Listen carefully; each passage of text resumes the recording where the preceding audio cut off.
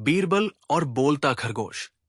दिल्ली के मुगल दरबार में एक बार कुछ ऐसा हुआ जो ना सिर्फ दरबारियों को बल्कि स्वयं सम्राट अकबर को भी अचंभे में डाल गया। ये वो समय था जब बीरबल की चतुराई और अक्ल के किस्से दूर दूर तक फैल चुके थे, परंतु जो रहस्य दरबार में आया वो बीरबल के लिए भी कुछ नया और चुनौतीपूर्ण था। एक सुबह सम्राट अकबर अपने महल के बाग में टहल रहे थे।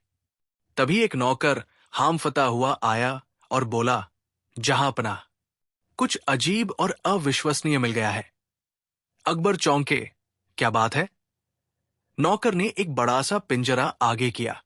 उसमें एक सफेद रंग का अत्यंत सुंदर खरगोश था, लेकिन ये कोई साधारण खरगोश नहीं था। अचानक खरगोश ने बोलना शुरू कर दिया, जहांपनाह की जय हो, मैं एक श्रापित राजकुमार हूं। अकबर अवाक रह गए। ये क्या, खरगोश बोल रहा है? नौकर कांपते हुए बोला, हुजूर, ये सचमुच बोल रहा है। सुबह जब मैं बागीचे में सफाई कर रहा था, तभी ये खुद ब खुद मेरे पास आ गया और बोला कि इसे आपसे मिलना है। अकबर ने गंभीर स्वर में कहा, इसे दरबार में ले चलो, बीरबल को भी बुलाओ। दरबार में जब सभी दरबारी एकत्र हुए, तब उस पिंजरे को बीचों बीच रखा गया। बीरबल भी वहां पहुंच चुके थे। जैसे ही सम्राट ने इशारा किया, खरगोश ने फिर बोला, जहांपनाह, मैं कभी एक इंसान था। एक जादूगरनी ने मुझे खरगोश बना दिया। मेरी मुक्ति तभी होगी जब कोई मेरी सच्चाई को समझे और मेरी परीक्षा ले। दरबार में सन्नाटा छा गया। बीरबल अपनी दाढ़ी खुजाते हुए सोचने लगे। इतनी सफाई से बोल रहा है जैसे कोई कलाकार हो, उन्होंने मन ही मन सोचा। अकबर ने बीरबल से कहा, बीरबल, तुम तो हर रहस्य को हल कर लेते हो। अब तुम्हारे लिए एक नया इम्तिहान है। बीरबल मुस्कराए, जहांपनाह, इम्तिहान मजेदार है, पर यह खरगोश असली है या कोई चाल, ये जांचना पड़ेगा। बीरबल ने खरगोश से पूछा, तुम्हारा नाम क्या है? खरगोश बोला, राजकुमार चंद्रकेतु। बीरबल ने फिर पूछा, तुम्हारा राज्य कौन सा है? स्वर्णद्वीप। खरगोश ने तुरंत जवाब दिया। बीरबल मुस्कराए, स्वर्णद्वीप तो एक काल्पनिक स्थान है, बच्चों की कहानियों में आता है। खरगोश बोला, वही तो मेरी त्रासदी है। मुझे बच्चों की कहानी समझ लिया गया और मैं यहां आ पहुंचा। अब बीरबल ने 3 परीक्षणों की घोषणा की। पहला परीक्षण, बीरबल ने खरगोश को एक ताला दिखाया और कहा, अगर तुम इंसान हो तो ये ताला बिना चाबी खोले। खरगोश हंसते हुए बोला, मैं जानवर हूं, ताला खोलना मेरा काम नहीं। बीरबल ने कहा, पर तुमने तो कहा था तुम इंसान थे। खरगोश चुप हो गया। दूसरा परीक्षण, बीरबल ने गाजर की प्लेट रखी और कहा, अगर तुम इंसान हो तो इसे खाने से परहेज होगा। पर खरगोश लपककर गाजर खाने लगा। दरबार में हंसी गूंज गई, लेकिन अकबर चुप थे। उन्होंने कहा, हो सकता है इंसानी आत्मा जानवर की भूख से लाचार हो। तीसरा परीक्षण, बीरबल ने उसे कविता सुनाने को कहा। अब खरगोश ने चौंकाने वाली बात की। उसने एक सुंदर मार्मिक कविता सुनाई जिसमें शब्द थे, मैं था कभी इंसानों में सबसे समझदार, पर अभिमान ने कर दिया मुझे लाचार। अब 4 पांवों पर चलता हूं मैं, सत्य की खोज में पलता हूं मैं। पूरे दरबार में सन्नाटा छा गया। कुछ दरबारी भावुक हो गए। अकबर भी विचलित हो उठे। बीरबल ने सोचते हुए कहा, यह कोई बहुत चतुर इंसान है जो इस खरगोश की आवाज में बोल रहा है। हो सकता है इसके शरीर में कोई यंत्र हो या कोई दूर से नियंत्रण कर रहा हो। उसने हुक्म दिया कि 1 सप्ताह का समय दिया जाए और तब तक खरगोश को महल में रखा जाए। बीरबल ने रातों रात महल के शिल्पकारों, शिल्पियों और संगीतज्ञों को बुलाया। उन्होंने उस पिंजरे की जांच की और एक रात एक गुप्त सुरंग में जाकर बीरबल ने वो रहस्य खोज निकाला जिससे सभी हैरान रह गए। एक गुप्त तहखाने में उन्हें एक बुजुर्ग मिला जिसके पास वही आवाज थी जो खरगोश की थी। उसने कबूल किया कि वो एक कलाकार है और ये उसका जीवन का सबसे बड़ा प्रयोग था। एक बोलता जानवर दिखाकर दुनिया को अचंभित करना। मुझे किसी ने कभी गंभीरता से नहीं लिया, वो बोला। अब जब मैंने ये तमाशा किया, सब मेरा नाम जानने लगे। बीरबल ने ये सब सुनकर अकबर को बताया। अकबर बोले, तो क्या ये सिर्फ एक धोखा था? बीरबल बोले, शायद, लेकिन ये धोखा भी कला से कम नहीं था। अगले दिन दरबार में सब उपस्थित हुए। बीरबल ने अकबर से कहा, जहांपनाह, इसका रहस्य अब भी पूरी तरह उजागर नहीं हुआ है। कुछ बातें अब भी अधूरी है। क्या इसे थोड़ी और आजादी देकर देखा जाए कि ये क्या करता है? अकबर ने सहमति जताई और आदेश दिया, खरगोश को खुला छोड़ दो, देखना है कि ये अब भी बोलता है या नहीं। और उसी रात खरगोश पिंजरे से गायब हो गया। केवल एक कागज का टुकड़ा वहां पड़ा था, जिसमें लिखा था, बीरबल, तुम सच के करीब थे, लेकिन सच अब भी पूरा नहीं है। मैं फिर लौटूंगा। चंद्रकेतु। दरबार में जब अगली सुबह सभी इकट्ठे हुए तो पिंजरा खाली मिला। केवल एक छोटा सा कागज का टुकड़ा पड़ा था, जिस पर लिखा था, बीरबल, तुम करीब थे पर अभी नहीं पहुंचे। मैं एक बार फिर लौटूंगा। चंद्रकेतु। दरबार में सनसनी फैल गई। अकबर क्रोधित थे और बोले, क्या यह सब एक मजाक था? हमारे दरबार को मूर्ख बनाया गया। बीरबल शांत थे। उन्होंने पर्ची को ध्यान से पढ़ा। उसकी स्याही ताजा थी, लिखावट सधी हुई और कागज एक दुर्लभ किस्म का था, जो केवल कुछ खास लोग ही इस्तेमाल करते थे। बीरबल ने नजरें उठाकर कहा, जहांपनाह, ये कोई साधारण मजाक नहीं है। कोई बहुत चतुर और प्रभावशाली व्यक्ति इस खेल के पीछे है। ये सिर्फ हमारी परीक्षा नहीं, बल्कि एक संकेत है किसी बड़े रहस्य का। बीरबल ने उसी रात महल के बागीचे और पिंजरे के आसपास जांच शुरू करवाई। मिट्टी में छोटे छोटे पगचिन मिले जो खरगोश जैसे थे, लेकिन कुछ पगचिन मानव जैसे भी थे, जैसे कोई नंगे पांव चलकर गया हो। बीरबल ने तुरंत आदेश दिया कि पास के जंगल और नदी के किनारे गुप्त रूप से निगरानी रखी जाए। इसी दौरान महल में एक बूढ़ा अंधा गायक आया, जिसने दरबार में एक गीत गाया। राजा ने देखा सपना, खरगोश बना राजकुमार, जंगल में छुपा सच, जिसकी चाबी बीरबल के पास है बारंबार। बीरबल की आंखें चमक उठीं। उन्होंने बूढ़े को रोककर पूछा, तुम ये कैसे जानते हो? बूढ़ा मुस्कराया, मैं नहीं, वो जानता है, और हवा में इशारा किया। पल भर में वो गायब हो गया। ये कोई साधारण गीत नहीं था, ये एक कूट संदेश था। बीरबल ने गीत की हर पंक्ति को शब्दों में तोड़कर लिखा। उसे लगा कि इसमें कोई भौगोलिक संकेत छिपा है। कुछ देर विचार करने के बाद बीरबल को याद आया, जंगल में छुपा सच। महल से करीब 15 कोस दूर कृष्णगिरी वन नाम का एक पुराना जंगल है, जिसे कभी जादूगरों का गढ़ कहा जाता था। बीरबल ने उसी रात कुछ विश्वसनीय सिपाहियों के साथ गुप्त रूप से वहां जाने का निर्णय लिया। जैसे ही बीरबल और उसका दल कृष्णगिरी पहुंचा, वहां एक अजीब सन्नाटा था। पक्षी नहीं चहचहा रहे थे और हवा में अजीब सुगंध थी।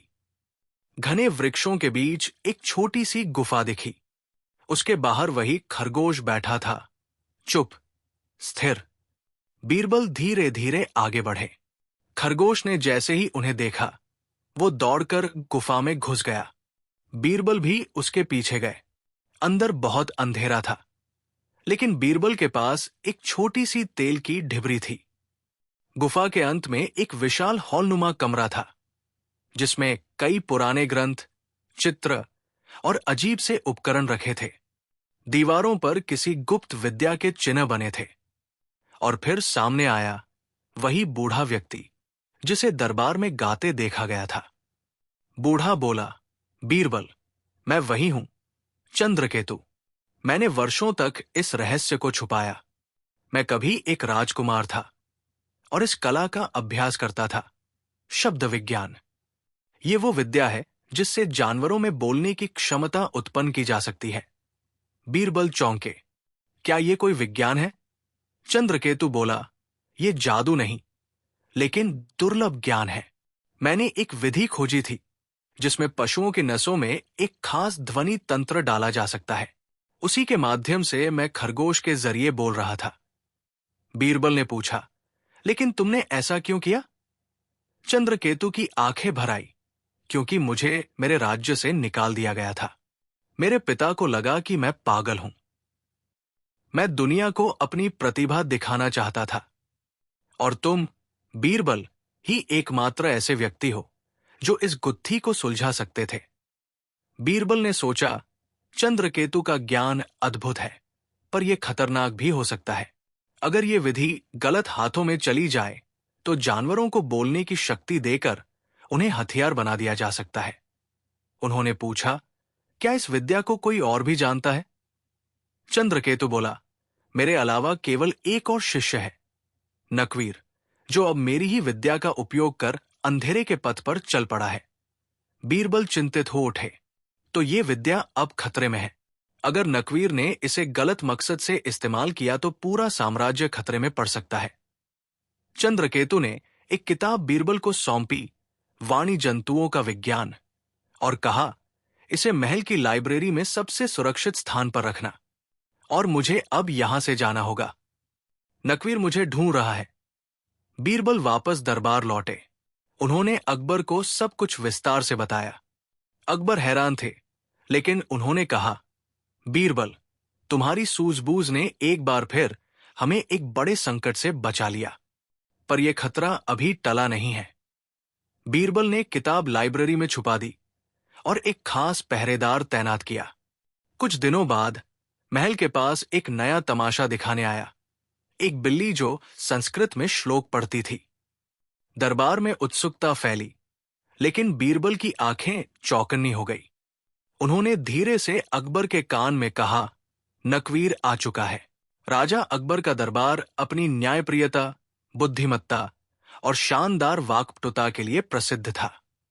बीरबल की चतुराई अकबर के गर्व का विषय थी, लेकिन अब सामने था एक रहस्य ऐसा जो सिर्फ अक्ल ही नहीं, आत्मा और विज्ञान दोनों को झकझोर देने वाला था। वाणी जंतु, जानवर जो इंसानों की तरह बोल सकते थे, ये कोई कल्पना नहीं, बल्कि चंद्रकेतु की खोजी गई एक अद्भुत विद्या थी। लेकिन इस विद्या पर अब मंडरा रहा था अंधकार। नकवीर, चंद्रकेतु का शिष्य, अब उस विद्या को हथियार बनाकर दुनिया को झुका देना चाहता था। एक सामान्य सुबह दिल्ली के चांदनी चौक में एक तमाशा हो रहा था। लोग एक जगह इकट्ठा थे। एक मंच पर एक लंबा, काले लबादे वाला व्यक्ति खड़ा था। उसके हाथ में एक सफेद, शालीन बिल्ली थी जो संस्कृत में श्लोक पढ़ रही थी। शांताकारम भुजगशयनम पद्मनाभ सुरेशम। ये दृश्य ही असंभव लग रहा था। लोग भौंचक्के थे, लेकिन ये तमाशा सिर्फ लोगों को रिझाने के लिए नहीं था। ये एक संकेत था, एक चुनौती। बीरबल को जैसे ही इस बिल्ली की खबर मिली, उन्होंने तुरंत संदेह जताया। उन्होंने दरबार में आकर अकबर से कहा, जहांपनाह, ये वही विद्या है, और ये कोई मजाक नहीं, एक चेतावनी है। नकवीर आ चुका है। बीरबल के आदेश पर उस बिल्ली और उसके मालिक को दरबार बुलाया गया। दरबार में युवक ने अपना नाम बताया, नाथू जादूगर। बीरबल मुस्कराए। नाथू या नकवीर? युवक सिहर उठा, फिर धीमे स्वर में बोला, तुम मुझे पहचान गए, लेकिन मेरी विद्या अब अधूरी नहीं रही बीरबल। मैंने बोलने वाली केवल बिल्ली ही नहीं, शेर, हाथी और तोते भी तैयार किए हैं, और मैं चाहता हूं कि सम्राट इस विद्या को राजकीय संरक्षण दे। अकबर ने पूछा, क्या तुम्हारा उद्देश्य केवल प्रदर्शन है? नकवीर की मुस्कान डरावनी थी। नहीं, जहांपनाह, मेरा उद्देश्य है सत्ता। जो जानवर बोल सकते हैं, वे सोच भी सकते हैं। सोचने वाले जंतु भविष्य के सैनिक बन सकते हैं। दरबार में खलबली मच गई। बीरबल ने अकबर की ओर देखा और धीरे से कहा, यह विद्या अगर इस दिशा में गई तो भविष्य में इंसानों और जानवरों के बीच की सीमाएं मिट जाएंगी। आदेश दीजिए ताकि हम इसकी तह तक जा सकें। अकबर बोले, बीरबल, इस विद्या की रक्षा तुम्हारी जिम्मेदारी है। बीरबल ने चंद्रकेतु से संपर्क साधा। चंद्रकेतु अब कश्मीर की एक गुफा में छिपा था। बीरबल वहां पहुंचे। चंद्रकेतु, नकवीर ने विद्या को हथियार बना दिया है, तुम्हें सामने आना होगा। चंद्रकेतु की आंखें डर और पछतावे से भरी थी। मैंने जो ज्ञान खोजा वो इंसान और पशु के बीच सेतु बनने के लिए था, पर नकवीर ने उसे युद्ध बना दिया। बीरबल बोले, तो अब तुम्हें ही युद्ध रोकना होगा। वे दोनों दिल्ली लौटे और एक योजना बनाई। नकवीर अब जानवरों के एक पूरे समूह को प्रशिक्षित कर चुका था। बोलने वाले तोते जासूसी के लिए, तर्क करने वाले कुत्ते सुरक्षा में, आदेश मानने वाले बंदर लड़ाई के लिए। बीरबल को एक खुफिया रिपोर्ट मिली। नकवीर ने यमुना किनारे एक गुप्त शिविर बना रखा था, जहां वो जानवरों को मूल्य और दंड की प्रणाली में प्रशिक्षित कर रहा था। बीरबल ने एक नाटकीय योजना बनाई। अगर जानवर सोच सकते हैं, तो उन्हें स्वतंत्रता और नैतिकता भी सिखाई जा सकती है। अगर हम उनमें सही गलत का भान जगा दें, तो वे नकवीर के नियंत्रण से बाहर हो जाएंगे। चंद्रकेतु ने एक उपकरण तैयार किया, वाणी संवाद चक्र, जिससे जानवरों से संवाद संभव था। बीरबल ने यमुना किनारे नकवीर के प्रशिक्षण शिविर पर चुपचाप धावा नहीं बोला। उन्होंने वहां एक अस्थायी अदालत बनाई, जहां जानवरों को पहली बार खुद के बारे में बोलने का अवसर मिला। एक बंदर बोला, हमें कहा गया कि इंसान हमें दास बनाना चाहता है, इसलिए हमें लड़ना होगा। एक तोते ने कहा, मैंने नकवीर को कहते सुना था, अगर जानवरों ने इंसान पर राज किया तो वे आदेश मानेंगे, सवाल नहीं पूछेंगे। बीरबल ने धीमे स्वर में पूछा, क्या तुम्हें सिर्फ आजादी चाहिए या विवेक भी? बंदर कुछ नहीं बोला। तोते ने कहा, हम अब सोच सकते हैं, तो क्या हमें भी चुनाव करने का अधिकार है? बीरबल ने यह सुनकर नकवीर की ओर देखा। वो अब असहाय लग रहा था। उसकी योजना अब उसी के जंतु चीर रहे थे। बीरबल ने नकवीर को गिरफ्तार नहीं किया। उन्होंने अकबर को कहा, जहांपनाह, विद्या का दंड नहीं दिया जाता, दिशा बदली जाती है। नकवीर को एक प्रयोगशाला दी जाए, लेकिन उस पर निगरानी रखी जाए। अगर वो रचनात्मक दिशा में कार्य करे तो समाज को लाभ होगा। अकबर ने सहमति दी। चंद्रकेतु और नकवीर को एक नए शोध केंद्र की जिम्मेदारी दी गई, जिसका नाम रखा गया वाणी सेतु संस्थान। कुछ दिन बाद बीरबल अपने बाग में टहल रहे थे कि अचानक झाड़ियों से वही बोलता खरगोश निकला। वही आवाज, वही मुस्कुराहट। बीरबल, तुमने नकवीर को सुधारा, पर क्या तुम सच में समझ पाए कि मैं कौन था? बीरबल चौंक पड़े। तुम चंद्रकेतु की विद्या का प्रयोग थे, यही ना? खरगोश हंसा। नहीं, मैं चंद्रकेतु नहीं था। मैं था तुम्हारे विचारों की परीक्षा। अभी असली रहस्य बाकी है। इतना कहकर वो गायब हो गया। बीरबल स्तब्ध रह गए। कुछ महीनों बाद पूरे साम्राज्य में बोलने वाले जानवरों की चर्चा आम हो गई। कहीं कोई बच्चा अपने तोते से पहेलियां हल करवा रहा था, तो कहीं एक किसान अपने बैल से बातचीत कर रहा था।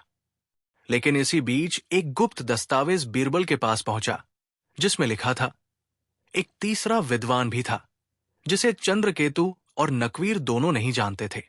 वो अब जंगलों में अपने जंतु साम्राज्य की नींव रख रहा है। बीरबल ने गहरी सांस ली। तो असली परीक्षा अभी बाकी है। दिल्ली अब धीरे धीरे उस अद्भुत युग में प्रवेश कर रही थी, जहां इंसान और जानवर के बीच संवाद संभव था। वाणी जंतु अब कोई रहस्य नहीं रहे, वे जीवन का हिस्सा बनने लगे थे। लेकिन जैसे जैसे संवाद बढ़ा, जटिलताएं भी बढ़ी। एक अज्ञात दस्तावेज में तीसरे विद्वान के अस्तित्व का जिक्र बीरबल के हाथों पहुंचा था, जिसने न कोई नाम बताया था, न स्थान, लेकिन संकेत दिया था कि वो जानवरों का एक स्वतंत्र राज्य खड़ा कर चुका है। ये सुन बीरबल की नींद उड़ गई थी। अगर ये सच है, तो ये ज्ञान युद्ध की ओर जा सकता है, विकास की ओर नहीं। चंद्रकेतु अब वाणी सेतु संस्थान में शोध कर रहे थे, और नकवीर भी अब मार्ग बदल चुका था। लेकिन एक दिन एक चिंपैंजी, जिसे चंद्रकेतु ने ही प्रशिक्षण दिया था, संस्थान से भाग गया। वो चिंपैंजी सीधे बीरबल के पास पहुंचा और चुपचाप एक पत्ता थमा दिया। उस पर कुछ चित्र बने थे। एक वृत्त जिसके बीच में सिंह बना था, नीचे लिखा था स्वराज्य। वन की पुकार। बीरबल ने तुरंत समझा, ये कोई प्रतीक है। क्या जानवरों ने सच में कोई स्वतंत्र राज्य बना लिया है? बीरबल ने 5 लोगों की एक गुप्त टोली बनाई। खुद बीरबल, चंद्रकेतु, शेर खा, एक प्रशिक्षित बोलने वाला शेर, कुट्टू, एक चतुर बोलने वाला कुत्ता, जिज्ञास, एक जवान इतिहासकार जो जानवरों की कहानियों को लिख रहा था। उनकी यात्रा शुरू हुई। वे यमुना पार करके गहरे जंगल की ओर बढ़े। जैसे जैसे वे आगे बढ़ते गए, आवाजें, संकेत और जानवरों का असामान्य व्यवहार उन्हें दिशा दिखाता गया। एक रात उन्हें एक उल्लू मिला जिसने साफ शब्दों में कहा, तुम्हें महावन जाना है। वहां ऋषिवान तुम्हारी प्रतीक्षा कर रहा है। बीरबल ने उल्लू से पूछा, ऋषिवान कौन है? उल्लू ने उत्तर दिया, तीसरा विद्वान, जो अब राजा भी है और गुरु भी। महावन, जहां सामान्य लोग जाने से डरते थे, वहां ये पांचों पहुंचे। जंगल शांत था, लेकिन हर पेड़ के पीछे कुछ आंखें थी। अचानक एक विशालकाय हाथी प्रकट हुआ। उसके माथे पर चंदन से बना एक चिन्ह था। आपको ऋषिवान बुला रहे हैं। हाथी ने धीमे स्वर में कहा। उन्हें एक विस्तृत हरित प्रदेश में ले जाया गया, जहां हर पशु स्वतंत्र घूम रहा था। शेर, भालू, हिरण, तोते, बंदर, सब बिना भय के। यहां कोई पिंजरा नहीं था, कोई चाबुक नहीं, बस अनुशासन और संवाद था। यह था जंतु साम्राज्य। ऋषिवान सामने आए, सफेद दाढ़ी, लंबे जटाजूट, आंखों में करुणा और शक्ति। स्वागत है बीरबल। मैं जानता था तुम आओगे। बीरबल स्तब्ध थे। आप चंद्रकेतु के शिष्य रहे होंगे? ऋषिवान बोले, नहीं, मैं उसका गुरु रहा, लेकिन जब उसने विद्या को सीमित किया, मैंने उसे त्याग दिया। मैं चाहता था ज्ञान का विकास, पर स्वतंत्रता के साथ। बातचीत लंबी चली। बीरबल ने पूछा, क्या जानवरों को शासन की समझ है? ऋषिवान बोले, वे विवेक से चलना सीख रहे हैं। हमने पंचवन सभा बनाई है, जहां हर प्रजाति का प्रतिनिधि निर्णय लेता है। ये लोकतंत्र है, जंगल का। बीरबल को यह सुनकर आश्चर्य हुआ। क्या आप नहीं सोचते कि यह विद्या मानव समाज को विभाजित कर सकती है? ऋषिवान गंभीर हुए। संघर्ष तो तब होता है जब संवाद टूटता है। हम संवाद बनाए रखना चाहते हैं, लेकिन हां, अगर मानव इसे दमन का हथियार बनाएगा, तो हम आत्मरक्षा करेंगे। उसी रात एक सुअर, जो ऋषिवान का पुराना शिष्य था, चोरी छिपे चंद्रकेतु के पास गया। मालिक, ऋषिवान जंगल को मानवों से अलग नहीं कर रहे। वे युद्ध की तैयारी कर रहे हैं। उन्होंने जानवरों को रणनीति, कूटनीति और शस्त्रों की ट्रेनिंग देना शुरू कर दिया है। चंद्रकेतु चौंक गए और बीरबल को बताया। बीरबल को शक हुआ, क्या ऋषिवान हमें भ्रम में रख रहा है? उन्होंने जंगल में गुप्त निगरानी शुरू की, और वहां उन्होंने देखा कुछ जानवर पेड़ों के नीचे तलवार जैसी वस्तुएं चला रहे हैं, कुछ जंगल के नक्शे बना रहे हैं। एक सिंह, जिसका नाम रुद्र था, एक भड़काऊ भाषण दे रहा था। मानवों ने हमें पीढ़ियों तक गुलाम बनाए रखा। अब समय है जब हम अपना साम्राज्य बनाए, वन से नगर तक। बीरबल ने ऋषिवान से 2 टूक पूछा, क्या आप युद्ध चाहते हैं? ऋषिवान बोले, मैं नहीं, पर यह नई पीढ़ी है। उन्हें अपने इतिहास से क्रोध मिला है। बीरबल बोले, अगर यही भाव बढ़ा तो वन और नगर दोनों जल जाएंगे। फैसला हुआ, एक सभा बुलाई जाएगी, इंसानों और जानवरों के प्रतिनिधियों की संयुक्त सभा, जहां सब मिलकर निर्णय लेंगे। ये सभा जंगल के केंद्र में रखी गई। बीरबल ने अकबर को संदेश भेजा। अकबर स्वयं नहीं आए, पर शांति दूत के रूप में एक विद्वान संत को भेजा। यह पहली बार था जब शेर, हाथी, इंसान और पक्षी एक ही वृत्त में बैठे थे। हर पक्ष ने अपनी पीड़ा, आशंका और उद्देश्य साझा किया। सबसे भावुक क्षण वह था जब एक बोलती गाय ने कहा, हमने खेतों में काम किया, दूध दिया, फिर बूढ़े होने पर हमें मार दिया गया। अब क्या हम नहीं सोच सकते, क्या हमें भी अधिकार नहीं? बीरबल बोले, तुम्हें अधिकार मिलेंगे, लेकिन जिम्मेदारियां भी। स्वतंत्रता और विवेक दोनों साथ चाहिए। ऋषिवान ने सभा का निष्कर्ष सुनाया। हम एक संधि का प्रारूप बनाएंगे, जिसका नाम होगा जीव संधि। ये पहली संधि होगी जिसमें पशु और मानव बराबरी से सहमत होंगे। सभा के बाद बीरबल अकेले बैठकर वृक्ष के नीचे सोच रहे थे। तभी वही पुराना बोलता खरगोश फिर आया। तो बीरबल, क्या अब तुमने सच्चाई देख ली? बीरबल बोले, तुम कौन हो, खरगोश या कोई और? खरगोश हंसा, मैं वह हूं जो हर युग में आता है, कभी शिक्षक बनकर, कभी परीक्षा बनकर। बीरबल चौंके, क्या तुम ऋषिवान हो? खरगोश ने सिर हिलाया, ऋषिवान तो सिर्फ एक पात्र है, असली विद्या तो अभी बाकी है। बीरबल, जंगल के परे एक और शक्ति उठ रही है, वो जो जानवरों को न केवल बोलना सिखा रही है, बल्कि सपना देखना भी। बीरबल उठे, क्या ये अगला युद्ध होगा या अगला युग? खरगोश मुस्कराया और बोला, ये निर्भर करेगा तुम पर और उस पर जो आ रहा है। बीरबल दिल्ली लौट आए थे, लेकिन उनका मन अब शहर की दीवारों में कैद नहीं हो पा रहा था। वाणी जंतु, बोलने वाले जानवर अब पूरे हिंदुस्तान में फैले थे, पर उनका चरित्र, उद्देश्य और निष्ठा अब एक समान नहीं रह गई थी। चंद्रकेतु अपने प्रयोगों में व्यस्त था, ऋषिवान अपने वनराज्य में, और बीरबल अब लगातार वही सवाल खुद से पूछते, क्या संवाद से भविष्य का निर्माण होगा या ये एक नया विनाश है? उन्हीं दिनों एक कबूतर, जिसकी चोंच में एक रेशमी रुमाल बंधा था, बीरबल की खिड़की पर आ बैठा। रुमाल खोलने पर एक पत्ती निकली, उस पर सिर्फ 2 शब्द थे, स्वप्नवन। बीरबल ने तुरंत चंद्रकेतु और नकवीर को बुलवाया। चंद्रकेतु ने कहा, स्वप्नवन, ये कोई वास्तविक स्थान नहीं, बल्कि वाणी जंतुओं की चेतना का प्रतीक हो सकता है। मैंने एक बार एक तोते को देखा था जो सपने में चित्र बनाता था, उसे स्वप्नों की भाषा आती थी। बीरबल गंभीर हुए, तो क्या ये चेतना अब सिर्फ वाणी नहीं रही, बल्कि कल्पना तक पहुंच गई है? नकवीर ने पूछा, फिर हमें जाना कहाँ है? बीरबल बोले, जहां से चेतना जन्मी थी, महावन से भी आगे, वहां जहां ऋषिवान ने जाने से मना किया था।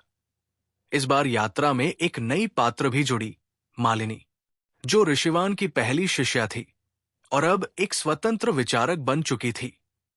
वो जानवरों और मनुष्यों के बीच संचार की नई पद्धति विकसित कर रही थी, स्वप्न संवाद। चारों एक रहस्यमयी पर्वत श्रृंखला के बीच पहुंचे, जहां एक गुफा थी, उस पर लिखा था, यथार्थ का द्वार छोड़ो, कल्पना के साथ चलो। मालिनी ने समझाया, ये द्वार मानसिक है, यहां प्रवेश करने के लिए चेतना को मुक्त करना होता है। हर यात्री को एक जानवर का स्वप्न देखने का अनुभव दिया जाता है। बीरबल ने आंखें बंद की और उन्हें एक सपना आया। वे एक चूहा बन गए थे, जो एक मंदिर की मूर्ति से बहस कर रहा था। चूहा कह रहा था, तू पत्थर है, मैं जानदार, फिर तू पूज्य कैसे? जब उन्होंने आंखें खोली तो द्वार खुल चुका था। भीतर प्रवेश करते ही उन्हें एक और ही दुनिया मिली, एक जंगल जहां रंग स्थिर नहीं थे, आवाजें आकार लेती थी, और जानवर अपने सपनों में उड़ते, दौड़ते, गाते और चेतना साझा करते थे। स्वप्न वन का संचालन कोई शासक नहीं, बल्कि एक स्वप्न मंत्र करता था, एक दिमागों का सम्मेलन, जिसमें हर वाणी जंतु की स्मृतियां और सपने एकत्र होते थे। मालिनी ने समझाया, ये सभा रोज होती है, लेकिन केवल उन चेतनाओं के लिए जो भ्रम से परे हैं। यहां हर प्राणी स्वप्न की भाषा बोलता है, प्रतीकों में, भावनाओं में। बीरबल को एक चूहा मिला, वही जो उनके स्वप्न में था। उसने पूछा, क्या तुम यहां सत्य ढूंढने आए हो या निर्णय? बीरबल बोले, सत्य को समझना है ताकि निर्णय ले सकूं। तभी एक रहस्यमय खरगोश सामने आया, वही जो पिछले भागों में बीरबल से मिला था। उसने कहा, स्वप्न वन चेतना का अंतिम पड़ाव नहीं, एक द्वार है। इससे आगे है संवेदना लोक, जहां जानवर और मानव सिर्फ सोचते नहीं, एक दूसरे का दुख भी महसूस करते हैं। खरगोश ने बताया कि एक नया प्रयोग शुरू हो चुका है। कुछ जानवरों को इतनी संवेदना दी गई है कि वे अब दूसरे प्राणियों की पीड़ा को स्वयं अनुभव करने लगे हैं। एक कुत्ता सामने आया जिसकी आंखों में आंसू थे। उसने कहा, मैंने देखा कैसे एक बूढ़ी स्त्री ने मुझे रोटी दी और फिर खुद भूखी सोई। उस दिन मैंने दर्द नहीं देखा, उसे जिया। चंद्रकेतु चौंक गए। ये तो अति विकास है। अगर जानवर इंसानों की पीड़ा जीने लगे तो वे उनसे नफरत नहीं, करुणा करेंगे। मालिनी मुस्कराई। यही तो मेरा प्रयोग है, सहानुभूति जंतु जो संवेदना से संवाद बनाएंगे। लेकिन तभी एक रहस्यमय सूचना आई। संवेदना लोक पर हमला हो गया था। स्वप्न वन की सीमाओं से बाहर कुछ जानवरों का समूह, जिसे वाक्यवीर कहते थे, जो केवल वाणी का प्रयोग कर शक्ति पाना चाहते थे, उन्होंने संवेदना लोक पर आक्रमण किया था। उनके नेता का नाम था भवानी सिंह, एक सिंह जिसे इंसानों से घृणा थी। भवानी सिंह ने घोषणा की, संवेदना दुर्बल बनाती है, हमें वाणी नहीं, शक्ति चाहिए। इस पर वाणी जंतुओं में दो वर्ग बन गए। संवेदना समर्थक, जिनमें बीरबल, मालिनी और चंद्रकेतु थे। शक्ति प्रेमी, जो भवानी सिंह के नेतृत्व में स्वप्न वन से अलग होना चाहते थे। बीरबल ने एक सभा बुलाई। उसमें इंसान, जानवर और कुछ संवेदनशील पेड़ भी शामिल हुए। उन्होंने कहा, क्या हम वही भूल दोहराएंगे जो इंसानों ने की थी? शक्ति की भूख में संवेदना को कुचल देना? सभा मौन थी। तभी एक तोता उड़कर आया। उसके परों पर आग थी।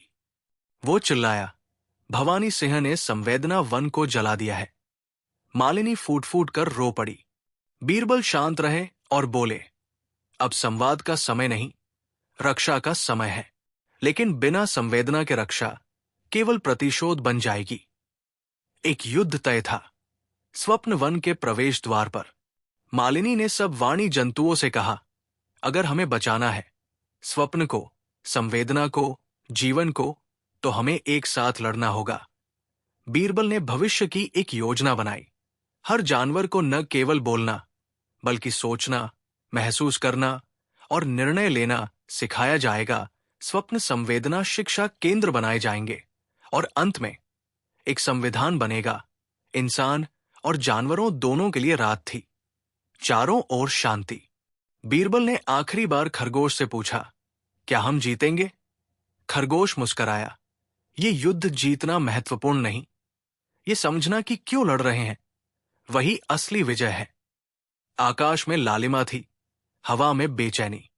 भवानी सिंह अपनी सेना के साथ बढ़ रहा था, लेकिन बीरबल, मालिनी और हजारों संवेदनशील जानवर उसे रोकने को तैयार थे। युद्ध शुरू नहीं हुआ था, लेकिन चेतना जाग चुकी थी। स्वप्न वन अब मौन था। जहां कभी हवा में कल्पनाएं तैरती थी, वहां अब सिर्फ राख की गंध थी। संवेदना लोक, जो कभी चेतना का मंदिर था, अब एक जली हुई भूमि बन चुका था। भवानी सिंह और उसकी वाक्यवीर सेना ने जो आग लगाई थी, वो केवल पेड़ों या पत्तों को नहीं, विचारों को भी झुलसा गई थी। बीरबल उस राख के ढेर पर बैठे सोच रहे थे, संवेदना केवल विचार नहीं, भविष्य की नींव है। अगर हम इसे नहीं बचा सके तो संवाद भी व्यर्थ हो जाएगा। एक अस्थाई शिविर में बीरबल, मालिनी, चंद्रकेतु, नकवीर और कुछ बचे हुए संवेदनशील जानवर एकत्र हुए। खरगोश, जो अब भी रहस्यमय बना हुआ था, सबसे शांत किनारे बैठा था। मालिनी बोली, हमें जवाब देना होगा, लेकिन क्या हम भी आग से जवाब देंगे? चंद्रकेतु गुस्से में था। भवानी सिंह संवाद नहीं चाहता, वो बस जीत चाहता है। अगर हमने अब भी शांति का रास्ता चुना तो वो सब कुछ निगल जाएगा। बीरबल बोले, हमें युद्ध नहीं, विकल्प की योजना बनानी होगी। ऐसा विकल्प जिसमें संवेदना न मरे और शक्ति का दुरुपयोग भी न हो। तभी खरगोश बोला, उसकी आवाज धीमी लेकिन स्पष्ट थी। विकल्प युद्ध से नहीं, अंदर से निकलेगा। जब हम खुद को समझेंगे तभी कोई और हमें समझ पाएगा। बीरबल ने योजना बनाई। संवेदना संरचना केंद्र, जहां घायल जानवरों को सिर्फ इलाज नहीं, भावनात्मक पुनरुद्धार भी मिलेगा। मनोवेदना शिक्षाशाला, जहां बच्चों को सिखाया जाएगा कि कैसे शब्द से पहले मौन को सुनना है। नवसंवाद मंच, जहां भविष्य के नेता, चाहे वो हाथी हों या उल्लू, मिलकर निर्णय लेंगे। मालिनी ने एक प्रयोग शुरू किया। संवेदना को पुनर्जीवित करने के लिए हमें स्वप्न की भाषा को फिर से बोलना होगा। उसने बच्चों को सिखाना शुरू किया, रंगों में सोचने, स्पर्श में बात करने और मौन में सुनने की कला। 3 महीने बीत गए। वाणी जंतु फिर से विश्वास करने लगे थे। लेकिन तभी सूचना आई कि भवानी सिंह ने एक और प्रदेश, शब्दग्राम, पर हमला किया है। वहां के तोते, जो स्वप्न चित्र बनाते थे, अब मौन थे। नकवीर बोला, यह संकेत है, वो संवेदना की जड़ें काट रहा है। बीरबल ने तय किया कि इस बार वे खुद बात करेंगे। उन्होंने एक शांति दल तैयार किया, जिसमें एक बूढ़ा ऊंट, एक युवा लोमड़ी और एक तोता शामिल थे। खरगोश भी चुपचाप चल पड़ा। भवानी सिंह की गुफा लाल पत्थरों से बनी थी। वहां सिर्फ गरजती आवाजें थी, कोई गंध नहीं, कोई रंग नहीं। बीरबल ने सीधे पूछा, तुम संवाद से क्यों डरते हो? भवानी सिंह हंसा, संवाद दुर्बल करता है। जो महसूस करता है वो लड़ नहीं सकता। मालिनी बोली, तो तुम हमें डराकर जीतोगे? सिंह गरजा, डर ही शक्ति है और शक्ति ही शासन। बीरबल ने एक प्रस्ताव रखा, एक मूक युद्ध, बिना तलवार, बिना शोर, सिर्फ एक स्वप्न। अगर हम हारे तो हम पीछे हटेंगे, लेकिन अगर तुम हारे तो तुम हमें एक अवसर दोगे। भवानी सिंह चौंका। ये युद्ध नहीं, परीक्षा थी। उसने सहमति दी। स्वप्न युद्ध एक विशेष वृक्ष के नीचे होना था, स्मृति तरु के पास, जहां हर स्वप्न एक छवि बन जाता है। प्रत्येक पक्ष से एक प्रतिनिधि चुना गया। भवानी सिंह की ओर से अंधकार नामक एक गिद्ध, बीरबल की ओर से एक नवजात खरगोश, जिसे संवेद कहा गया। युद्ध शुरू हुआ। अंधकार ने दुस्वप्न फैलाना शुरू किया, आग, भय, युद्ध और धोखे की छवियां। लेकिन संवेद ने सिर्फ एक छवि दिखाई, एक मां और उसका शावक, जो एक टूटे पत्ते से नाव बना रहे हैं। सारे जानवर स्तब्ध थे। अंधकार हार गया। भवानी सिंह मौन था। उसकी आंखों में आंसू थे। वो बोला, मैंने संवाद को दुर्बलता समझा, क्योंकि मुझे कभी किसी ने सुना नहीं। बीरबल ने धीरे से कहा, तुम्हारा डर भी संवाद का हिस्सा है। मालिनी आगे आई और बोली, आओ एक नई शुरुआत करें, न तुम्हारे बिना, न हमारे बिना, बल्कि सबके साथ। 1 वर्ष बाद संवेदना सभा का उद्घाटन हुआ। वहां जानवर और मनुष्य दोनों मौजूद थे। एक संविधान तैयार हुआ, जिसमें लिखा था, हर प्राणी को बोलने और मौन दोनों का अधिकार है। संवेदना किसी की संपत्ति नहीं, साझा अनुभव है। वाणी का उपयोग शक्ति के लिए नहीं, सहस्तित्व के लिए होगा। खरगोश, जो अब भी रहस्यमय था, धीरे से बोला, ये अंत नहीं, चेतना की अगली यात्रा की शुरुआत है। रात को बीरबल अकेले बैठे थे। तभी संवेद, वो छोटा खरगोश, उनके पास आया और बोला, बाबा, मैंने एक नया सपना देखा। बीरबल ने मुस्कुराकर पूछा, क्या देखा? संवेद बोला, एक ऐसी दुनिया जहां भाषा की जरूरत ही नहीं, जहां हम एक दूसरे को सिर्फ आंखों से समझ लेते हैं। बीरबल चुप रहे। दूर आकाश में एक धूमकेतु चमक रहा था। स्वप्न वन अब पुनः जीवंत था। हवाओं में फिर से भावनाओं की फुसफुसाहटें थी। संवेदना सभा प्रतिदिन नए विचारों, संवेदनाओं और सहमति की रचना कर रही थी। फिर भी संवेद, वो छोटा खरगोश जो अब किशोर था, किसी अनकही बेचैनी में जी रहा था। एक रात, जब चंद्रमा की रोशनी धरती से बातें कर रही थी, संवेद बीरबल के पास आया। बाबा, मैंने फिर से वही सपना देखा। एक ऐसी दुनिया जहां सब मौन है, फिर भी सब समझते हैं, बिना बोले, बिना लिखे, बस महसूस करके। बीरबल ने गहरी सांस ली। शायद अब समय है कि तुम स्वप्न लोक से बाहर की यात्रा करो। संवेद ने विदा ली। बीरबल, मालिनी, नकवीर और सभी जीवों से। उसे अब स्वप्न लोक की सीमाओं से परे जाना था, वहां जहां संवेदना अभी जन्म ही नहीं ली थी, जहां मौन अभी तक भाषा बना नहीं था। मैं खुद को और इस ब्रह्मांड को मौन में समझना चाहता हूं, उसने कहा। बीरबल ने उसे आशीर्वाद देते हुए कहा, मौन के पार शब्द नहीं, आत्मा मिलती है। वहां से लौटना तो एक नई दृष्टि साथ लाना। संवेद की यात्रा उसे एक रहस्यमय भूभाग में ले गई, जहां न रंग थे, न ध्वनि। इसे निःशब्द क्षेत्र कहा जाता था। यहां विचार भी स्थिर थे। वहां उसे मिले 3 रहस्यमय प्राणी। ऋणी, एक अदृश्य हिरणी जो स्मृतियों की भाषा में बोलती थी। अर्क, एक जल का पिंड जो स्पर्श से संवाद करता था। पलाक्ष, एक उल्टा पेड़ जिसकी जड़ें आकाश में थीं और पत्ते जमीन में। संवेद ने उन्हें नमस्कार किया, पर कोई उत्तर नहीं मिला। सिर्फ एक ऊर्जा की लहर जो उसकी चेतना से टकराई। शब्द यहां काम नहीं करते, ऋणी की ऊर्जा में गूंजा। संवेद समझ गया, उसे अपनी आत्मा से सुनना और उत्तर देना होगा। पर मौन के इस क्षेत्र में शांति नहीं थी। वहां एक विक्षिप्त चेतन तत्व भटक रहा था। विग्रह, जो उन सभी अनुभवों का पुंज था जिन्हें कभी समझा नहीं गया।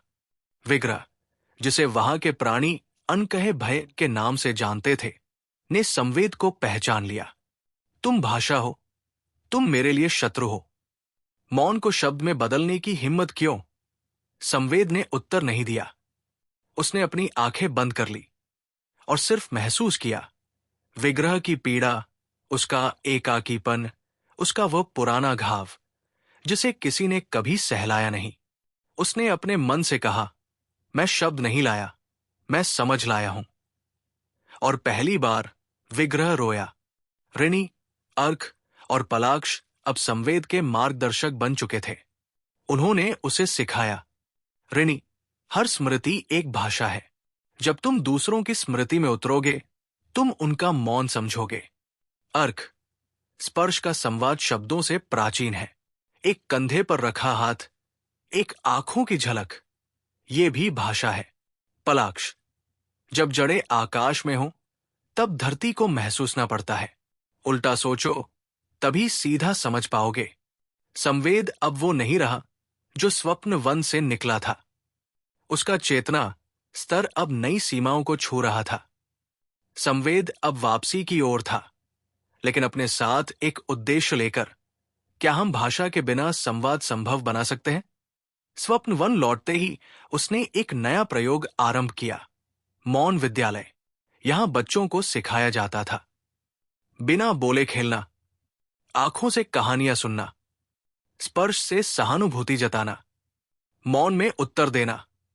शुरुआत में सब भ्रमित थे, फिर धीरे धीरे बच्चों की आंखें चमकने लगी। उन्हें शब्दों की नहीं, आत्मा की जरूरत थी। संवेद की ये मौन परंपरा जंगलों से बाहर शहरों तक पहुंचने लगी। कुछ मानव नगरों में भी मौन कक्षाएं बन गई, जहां लोग सिर्फ आंखों से बात करते थे। एक दिन एक मानव, द्रव्या सेन, जो कि एक न्यूरोविज्ञान विशेषज्ञ थी, स्वप्न वन आई। संवेद, तुम्हारा मौन मानव मस्तिष्क को शांत करता है। मैं चाहती हूं कि तुम हमारे साथ चलो और इस विचार को दुनिया तक ले चलो।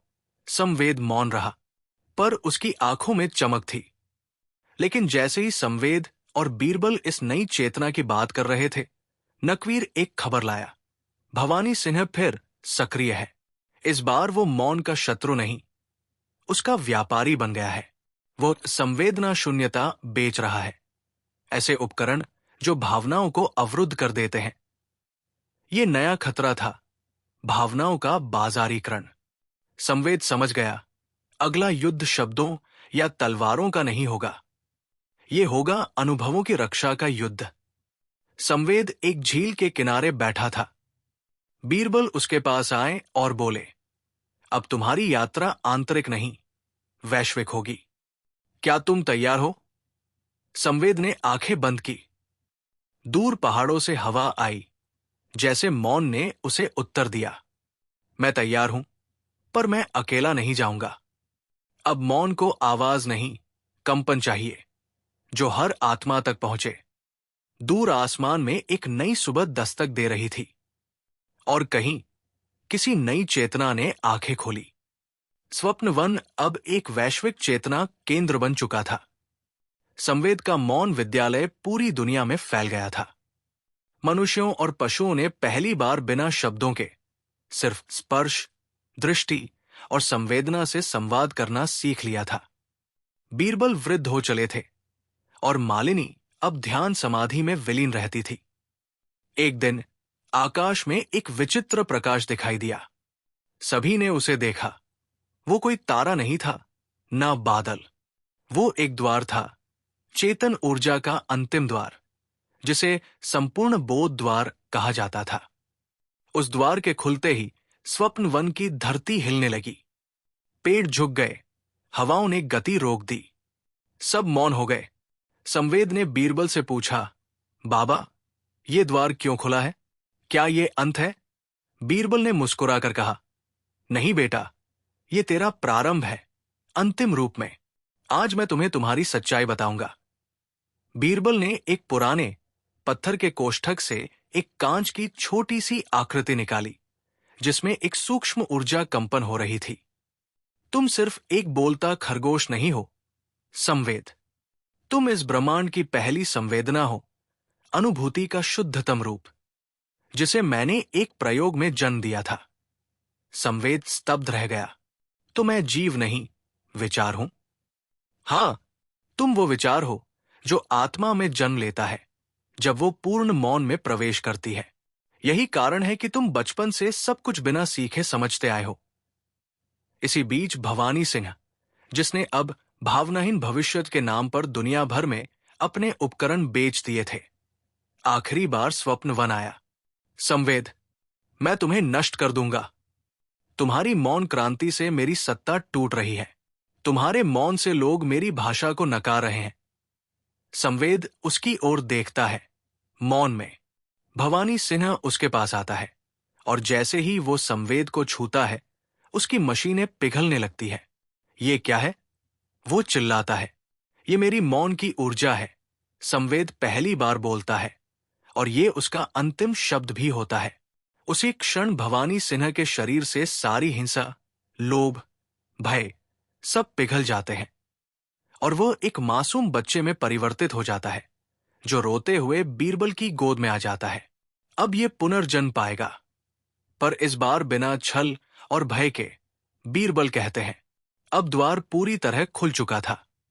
ऋणि, अर्क और पलाक्ष, मौन के वे प्राचीन संरक्षक, स्वप्न वन में प्रकट होते हैं। वे संवेद से कहते हैं, तुम्हारा कार्य पूरा हो चुका है। अब तुम्हें अपनी ऊर्जा इस ब्रह्मांड में समाहित करनी होगी। तभी भाषा से परे जीवन की पूर्णता होगी। संवेद मुस्कुराता है। वो बीरबल के पास जाता है, उनका हाथ पकड़ता है और कहता है, आपने मुझे बनाया, पर अब मैं सब कुछ बन जाऊंगा। फिर वो उस द्वार में प्रवेश करता है। जैसे ही वो प्रवेश करता है, एक प्रचंड उजाला फूटता है, मगर कोई आवाज नहीं होती। स्वप्न वन शांत रहता है, पर सब कुछ बदल चुका होता है। संवेद अब सर्वत्र ऊर्जा बन चुका है, हर आत्मा की गहराई में एक सुप्त संवेदना। भाषा अब सिर्फ अभिव्यक्ति नहीं, आत्मिक अनुभव बन चुकी है। भवानी सिन्हा का पुनर्जन्म एक साधारण जीवन में हुआ, जहां वो मौन बच्चों को कविता सिखाता है। बीरबल अंत में ध्यान अवस्था में बैठते हैं और अपने प्राण स्वेच्छा से समाधि में विलीन कर देते हैं। स्वप्न वन अब एक तीर्थ नहीं, एक गुप्त ऊर्जा क्षेत्र बन जाता है, जो सिर्फ उन आत्माओं को बुलाता है जो मौन में अपने उत्तर ढूंढते हैं। शब्द वहां रुक जाते हैं जहां मौन शुरू होता है, मौन वहां रुकता है जहां आत्मा मिलती है, और आत्मा वही तो संवेद है।